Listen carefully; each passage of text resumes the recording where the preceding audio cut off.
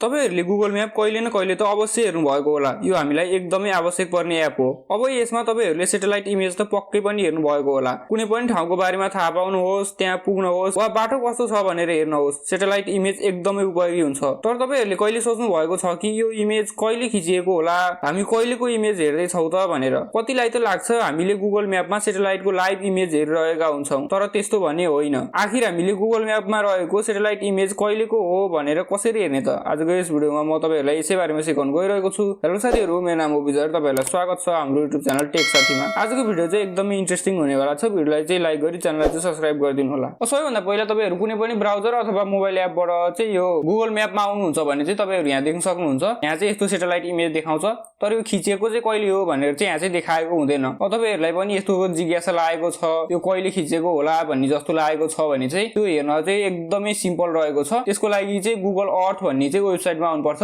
तपाईहरुले यो मोबाइल एपबाट गर्नु खोज्नु भयो भने चाहिँ त्यहाँ चाहिँ देखाउँदैन। तपाईहरुले चाहिँ मोबाइलबाट गर्दै हुनुहुन्छ भने चाहिँ अब कुनै पनि ब्राउजरमा जानु होला, गएर चाहिँ गुगल अर्थ भनेर सर्च गर्नु होला। सर्च गरेपछि चाहिँ त्यो वेबसाइटलाई चाहिँ यता 3 आइकनमा जानु भयो भने चाहिँ यता चाहिँ डेस्कटप भ्यू भन्ने हुन्छ, त्यसमा चाहिँ क्लिक गरेर हेर्नु होला। नत्र भने चाहिँ यो मेथड चाहिँ काम गर्दैन। अब तपाईहरु डेस्कटपबाट गर्दै हुनुहुन्छ भने चाहिँ त्यसमा चाहिँ केही पनि प्रब्लम आउँदैन। अब यसलाई ओपन गर्नु होला। ओपन गरेपछि चाहिँ यहाँ यस्तो इन्टरफेस देखाउँछ।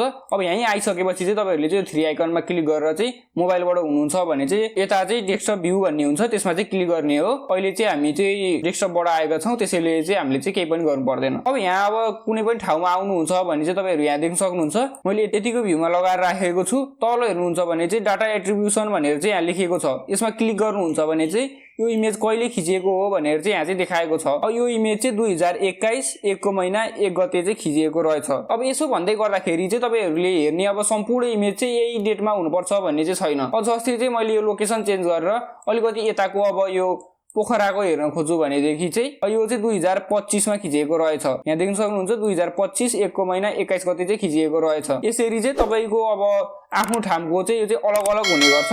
सबै ठाउँको चाहिँ एकै हुँदैन। कुनै ठाउँको कुनै बेग्लै टाइममा खिचिएको हुन्छ भने चाहिँ कुनै ठाउँको चाहिँ कुनै बेग्लै टाइममा गरेर चाहिँ यो चाहिँ जोडिएको हुन्छ। त्यसरी चाहिँ यो सैटेलाइट इमेजको डेट चाहिँ हुने गर्छ। तपाईहरुले नि एकचोटी यो वेबसाइटमा आएर चाहिँ चेक गर्नु होला तपाईहरुको गाउँको शहरको चाहिँ यो सैटेलाइट इमेज कहिले खिचिएको थियो भनेर।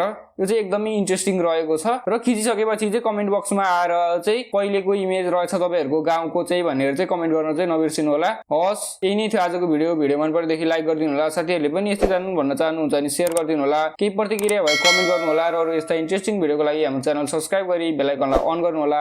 आजको लागि यति नै। हस्, धन्यवाद।